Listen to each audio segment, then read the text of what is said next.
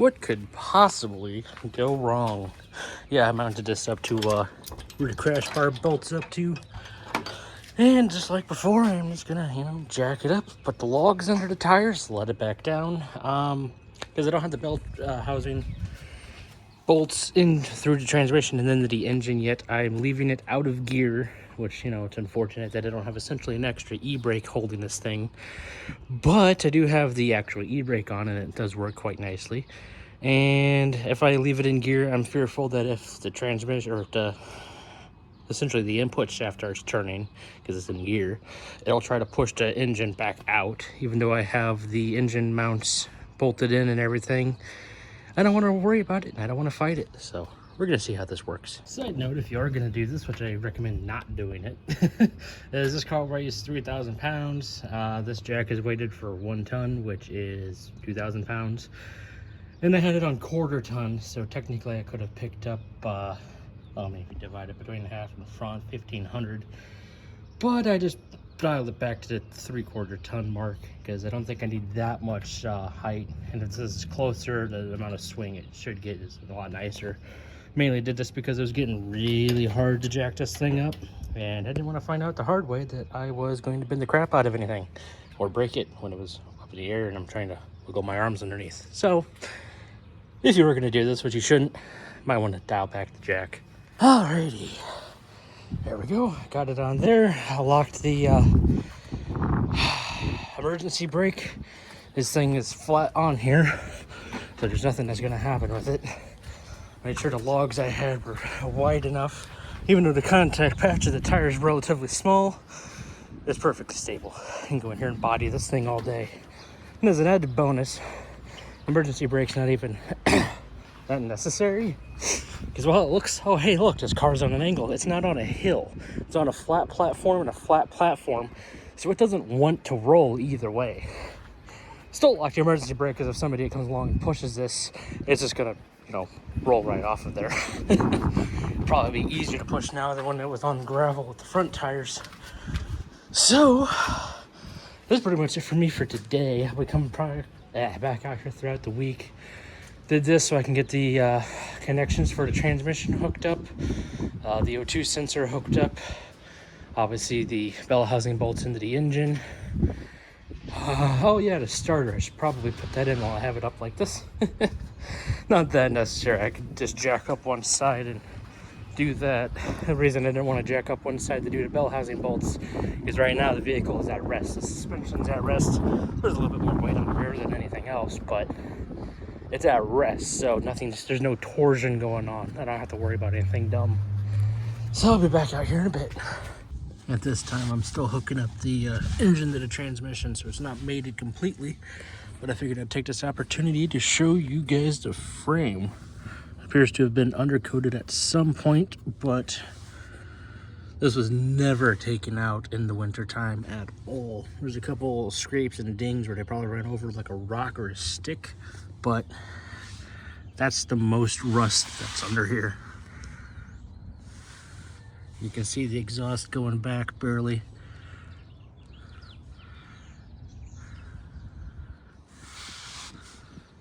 There's the bottom of the gas tank.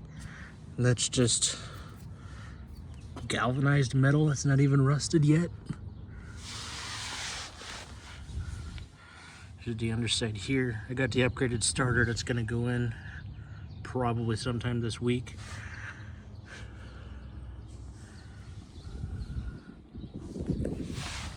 Trying to take as in-depth of a video as I can because it was a bit of a process to get under here. I don't intend to do it again. I can't quite see this, but you guys can see the drive shaft in there. Nope, that's entirely encased. Okay, that's weird. Go straight back to the differential. The exhaust hangers even are barely rusted. Not even surface. Not a completely surface rust. There's a spot there. It's probably where somebody ran over a few sticks and ripped out the undercoating.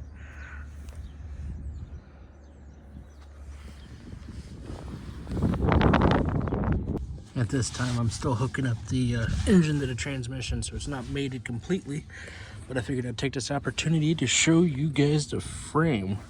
It appears to have been undercoated at some point, but this was never taken out in the winter time at all. There's a couple scrapes and dings where they probably ran over like a rock or a stick, but that's the most rust that's under here. You can see the exhaust going back barely.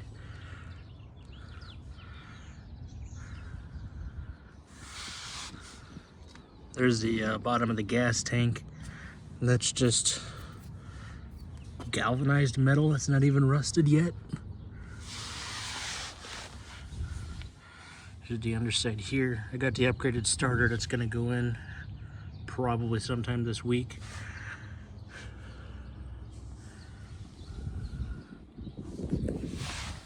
Trying to take as in-depth of a video as I can because it was a bit of a process to get under here. I don't intend to do it again. I can't quite see this, but you guys can see the drive shaft in there. Nope, that's entirely encased. Okay, that's weird. Goes straight back to the differential. The exhaust hangers even are barely rusted. Not even surface. Not a completely surface rust. There's a spot there. It's probably where somebody ran over a few sticks and ripped out the undercoating.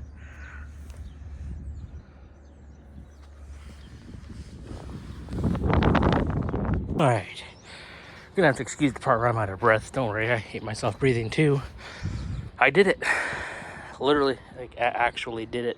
I got under it. I mean, by the way, a piece of plywood works great if you're on gravel or dirt or something, but you know, got under there, got the bell housing bolts done. They're 14 millimeters. One of them, not technically a bell housing bolt, but realistically it is. It's where the starter, and it has a nut on the end. Nut's also 14 millimeters, thankfully. My exhaust flange is different because it's aftermarket, but that was a, what was that? A 17 and a 15 for that. So that was a pain in the butt because obviously I didn't take all of my tools down there, so I had to go from there, up there, back down there, up, down there, up, down. Basically did the Konami just to figure out what size nuts and bolts I needed. Anyway, things are worth noting. People like to say this is extremely difficult. One, if you have a lift, you're not in this situation. Yeah, nothing's difficult. Shut the fuck up. Two, I'm 400 pounds. This is a lot of arm to shove up beside the bell housing and of the transmission and the rest of the transmission. And what else is in there? Oh yeah, between that and the heat shield. It's a lot of arm you gotta jam through there. I was able to get the top bolt in. Granted, I didn't think to start this until after I started putting everything away. I needed, what does this say? A 10-inch, a 6-inch. What are these? That's another 6-inch. That's an 8-inch. Sorry for the noise. Just realized that's probably loud as hell for you guys. This is another 10-inch. And I didn't actually use this one. And I just used wee widow impact, but it was more than enough torque to get that thing in there. All that in 1/2 inch. And again, it's a 14 millimeter bolt. I was able to get, thing worth noting. I don't know where the other one went. I needed 2 1/2-inch swivels. I don't quite recall exactly where they went. I think I had, I mean, if you're actually going to do this, no matter what, you're going to need these parts. So just make sure you have them if you're going to even try. Or have a better way of going about this that I didn't think about. Because I don't think about everything. I just kind of like to do and see what happens. And so far, things are happening pretty damn good. Anyway, that's what you're going to need. It works. That's what I did to get that bolt off too. I didn't expect it to actually work going back on because I didn't need to shove my arm up there that far. Again, don't try this at home. This abomination of an OSHA violation. Yeah, that kind of rhymed. Grab the old cobalt tape measure. Yes, I like cobalt. I like blue. That is, on camera, just over 19 inches. I mean, Jack stands were great, don't get me wrong. But could you get 19 inches out of a jack stand? I can't even get 19 inches lift out of this thing. Can I? Let's actually verify. I probably could have lifted this thing up. We're gonna test this real quick. This is the little Daytona Harbor freight lift with the fun little power assist, little profile, which I knew I was gonna need for this thing. Oh, Jesus, there we go. Where's that at? I feel like this is more than 19, but there's a button there. Just over 24, which isn't bad. You know, here comes the butt. When you start jacking it up from this, anything but the tire, the suspension decompresses. And I think you get about more than 6 inches, and that's only 24. We need minimum 25. Probably more than, I think it's more than 6 inches, honestly. I'll try to remember to video this when I go to bring it back down. Wait a second. That's actually going to be here in a moment because I'm done underneath the car. I already drained the coolant and I just got the bell housing bolts. I put on the new starter. I wired it up. I put the transmission wire and the rear O2 wire on. So we're basically good. I can put this thing down and move it around a yard. Not under its own power, but out at the front of the garage and you know, we can put the lawnmower and shit back in. Side note, I will actually take a minute while it's up here because I can just plop a chair right here. This is perfect chair height to fix all these oil cooler fins. So I'm going to do that for sure.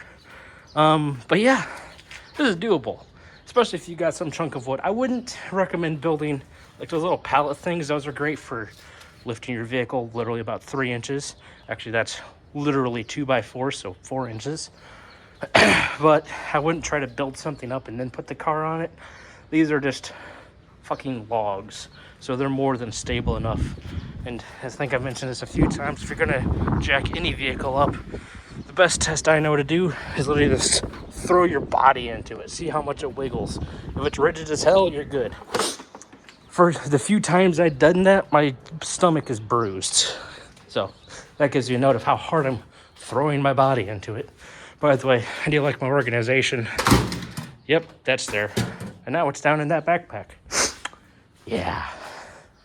Got a little full of energy now. So yeah, I'm going to put the jack back inside. I'm going to lift this off of the logs and move them out of the way, and I'll show you guys about how much decompression. You know what? I'm going to grab the tape measure and we'll actually measure that. It probably doesn't matter. This is the stock suspension, so somebody out there somewhere is trying to find that variable. Oh look, I know exactly where the tape measure is. Then who knows, maybe this video will actually come in handy for somebody and not just me being profiling what the hell I did to this poor car. From tread to there, not an accurate measurement, but about 3 inches. That's just gonna rest there. So I'm gonna get some of the stuff inside because it's really windy, and then yeah, you guys will see. Alrighty, sorry about the wind and me just blowing on the microphone. Figured I'd show you the progress on this. I think it actually shows up pretty decently on camera. So obviously what I'm doing is not perfect, but literally just taking a little pick tool. This is my last line here, if you can see where the pick's at, and if I can hold the camera properly, and I'm just going and pulling down. Is it perfect? Absolutely not. Is it damaging something? Probably. Could you do it better? Go for it. What I'm doing is at the very least bringing back some of the cooling capacity compared to before where it was completely plugged up. I'm also prying out the occasional rock or two, but at least now some of the fins are open, about 50% of them. And yeah, oh, sorry. Trying to do this and focus on the camera and then come back and focus on this. And of the two of them, this is kind of a bit more important. If anybody knows anything about RX-8s, it is that they love to try and overheat. There we go. That one was really stuck closed. And there we go. Those guys were a lot more smashed in than before, and now they are not. Some of them had rocks, some of them had sticks in them. I think some of it was strictly just the wind smacking it because there's no grate or anything in here. It's just straight in. You just got kind of at an angle, so, but excuse me, get a burp. The venting isn't at an angle. So I suppose if you're going fast enough, maybe you can get some force in here. Yeah, those are pretty soft. It's definitely possible that was the cause of it. I already did the other one, which I started on first. Now we did this one. Everything seems good and tight and well-rounded here. So, like I said before, now I'm going to pick this up. We're going to measure the unloaded suspension for data purposes. I kind of realized today when I was driving home from helping somebody out with some remodeling stuff, I should have tried, well, one, I should have taken a video of this thing actually running. Basically, it was a combination of burning oil and coolant, but I should have tried to put some stuff into the coolant as well as into the oil, some of the sealers and fixtures, and see if that cleared it up at all. Obviously, that wouldn't be an end-all be-all fix, but this thing was an industrial mosquito fogger before I went and did everything. Ideally, it's a little bit better than an industrial mosquito fogger after all of this, but we're gonna have to see about that. So yeah, benefits of hindsight. Also, if you are out there and you want to do car YouTube shit, consider doing that. Like I seen one guy earlier, he put gear lube in for his motor oil, and he showed the science behind it, how gear lube isn't rated the same as motor oil. So like 10W40 is is actually, I think, thicker than 75W85. You'd have to look up a chart to see that, but once you start looking it up, you'll see what I'm saying. And what I learned from him literally today is basically there's some overlap between the two, which is pretty cool. Obviously, it still smells like crap, and it doesn't have any of the detergents that are in there to not only prevent your oil from turning into acids, but from, you know, the carbon buildup, but also for cleaning carbon out of the piston walls, or in this case, rotor walls. Sorry, didn't realize my finger was in there. Got distracted by the wind blowing. Oh yeah, this is the perfect height to just set up your crappiest camping chair and let her rip. So there's that. I'm gonna go hook this thing up and unload the suspension, and we're gonna go ahead and measure that. Before I do this, something I feel like I should mention is I talked about it a little bit before, and either earlier in this episode or last episode, to start keeping these straight in my head, because I kind of record days at a time and then break them down. The car is roughly 3,000 pounds of gross vehicle weight, according to Google, and half of that is 1,500 pounds, and a ton is 2,000 pounds, so 3/4 a ton is 1,500 pounds, which is what I have this pegged at right now. Thankfully, there's, you know, safety factors and whatnot, so this is probably good up to, you know, 3/4 ton's probably good for a ton, half ton's probably good for 3/4 and whatnot, just to keep people from getting themselves killed for their own stupidity like mine today. Hard to imagine, I know. Something else I wanted to mention is when I'm doing this specifically, whether I'm raising it or lowering it, I do something that seems extremely sketchy, probably. Don't wince too hard. But look at the 3D printed shift knob. Yeah, do that. Because if you think about it, that's a flat surface and that's a flat surface. Obviously, the car looks and is at an angle, but the wheels aren't on an angle, and gravity's kind of going that way, not that way. So I don't have to worry about this rolling back and forth. I still block the e-brake when I'm doing everything else, because I don't want the smallest of nudges, okay, maybe not small nudges, biggest of nudges, to end up pushing this thing over, or one of the neighborhood's kids coming around and playing around with this thing when I'm not here to see anything happen. That hasn't happened, thankfully. I have cameras on the house and shit. But, you know, just trying to proactively be safe about shit. Oh, anyway. Oh, by the way, I guess I should explain myself there. The reason why I do unlock that is because if I didn't, the car would pivot about that tire, pushing the front end inward. And I got the cherry picker halfway on decent concrete, halfway on terrible concrete, and totally on just gravel.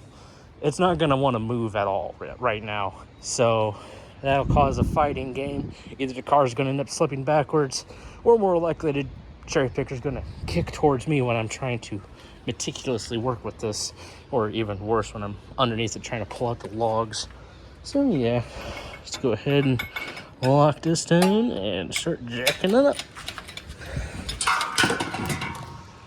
There goes my magnet. Look, crash bar, soon you can be reinstalled for good. Because one way or another, even if this engine doesn't work, I'm not doing all this bullshit again. It was fun. I learned what I wanted to learn, and I got my hands dirty. Like seriously dirty. Obviously, people have seen worse and done worse. I did when I used to work on fucking diesel engines. You get it? Oh, yep, there's air. Yeah. Sunlight. Oh, that's neat. I can use my phone to tell me when I'm good. Also, the car just hopping up and swinging tells me when I'm good. Alright, I can't do the phone and do this at the same time, so I'll see you in a second. Alright, so now is a good time while the cherry picker's maxed out at capacity with no jack stands or safety factors in here at all. Obviously, this is at a terrible angle, but that looks like about 5.5 inches. We were at 3 with similar angle, so an extra 2.5 on compressed is not that bad. I feel like it's more than that, honestly. Who knows? Probably did something wrong in terms of measuring. Oh, it stayed that time. Got these guys put away too. Done with the pick. Done with the flathead. Didn't even need the flathead. Pick worked great. Look at that. Those stayed too. Organization. Yeah, it's not daunting at all.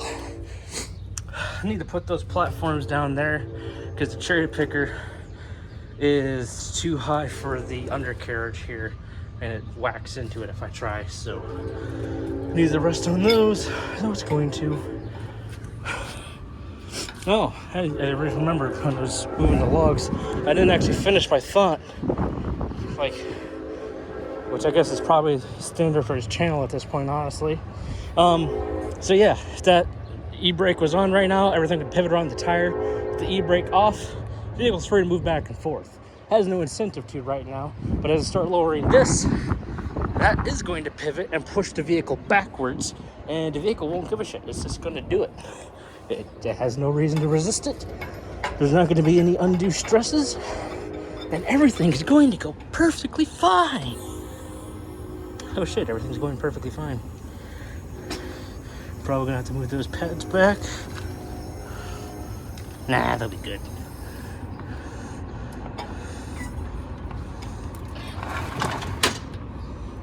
Okay, maybe I should have put the e-brake on then, because I'm pretty sure this is stuck under the frame now.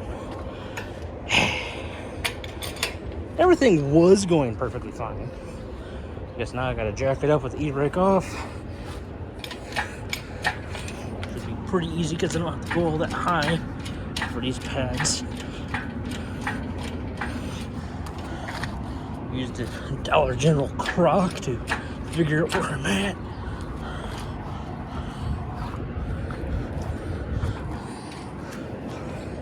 There's that one. The other one's probably higher because I don't have this leveled properly, and this side raises up higher.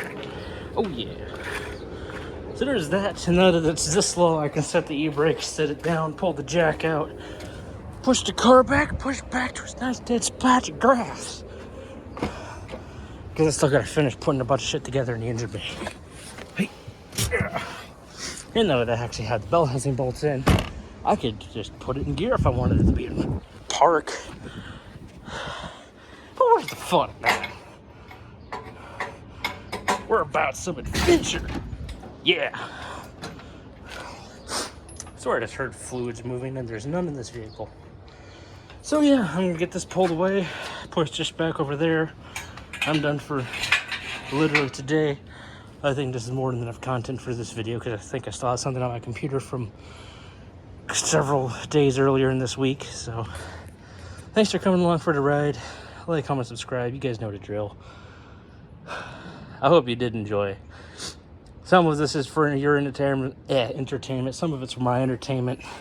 Most of it is because you guys actually keep me on track, whether you interact or not. Just the fact that I want to upload videos and be consistent, which I've been failing at lately. But you guys keep me on track and actually making progress. Because I've had this car for almost 2 years now, and pretty much when I started the video for this whole thing is when progress actually began. Which, if you scroll back to the playlist, which you can do conveniently, I can't. I think that was, I want to say October. Yeah, October sounds good. So yeah, thanks you guys for doing that, even though you didn't actually do nothing. I hope it feels like you did, because you did. I got some stuff to do in here still. Obviously, like I said, today I'm just closing up shop. What do I need to do? Most of the electrical's plugged in. This plugs into the MAF. That plugs into something that'll probably be obvious.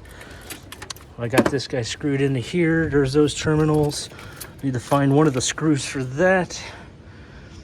But yeah, I could start installing the battery box, and I think the side of the battery box, we'll probably cover this in the next episode, is where I'm going to install the reservoir for the premix for the Sone adapter, because that's a very convenient spot, and then I get to keep the capacity of the original washer fluid tank, and I actually get to reclaim some of the volume that was non-existent, more or less, when the original airbox was in here.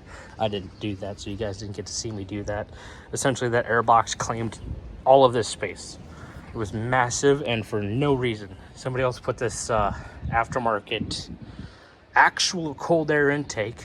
I'll probably talk about that too, because that's an interesting topic. People think you put a cone filter on something and, ooh, cold air intake. No, you need to get it from cold air. If I put a cone filter right there, it's getting all the engine bay heat. Even if I like prop the hood open, which I do plan on doing, putting some washers on the back bolt and allowing it to vent its heat up the windshield. I've been talking too much. Anyway, but yeah, that's not a cold air intake. That's literally a hot air intake. They do have their benefits and drawbacks and whatnot. Everything has a purpose. Nothing's perfect. Nothing's better. Everything is itself. That's my logic or reasoning for most things. So I'll show you guys that, talk about some of the stuff about it. This engine makes more than enough heat. It doesn't need a hot air intake, but I think right there is a perfect mounting spot for the reservoir. I think that'll be perfect for whoever's going to end up with this next, because the reservoir is right over here. Yeah, no, I did my outro like 2 minutes ago, right? But it's got a sight gauge on it, so you can actually see pretty quickly, although it's going to be mounted like this, but you can see pretty quickly how much premix is left in it, and see how quickly it's going down. If you want to be, what's the word for this, scientific or pedantic, whatever you want to do, you could even try to figure out what the levels mean. How much is a quart? You could try to figure out how it is with mileage, gauge it that way, that you know how often you need to refill it or top it off. I think with the Sone adapter kit, the reservoir they include, they say basically do it every oil change or check it every oil change.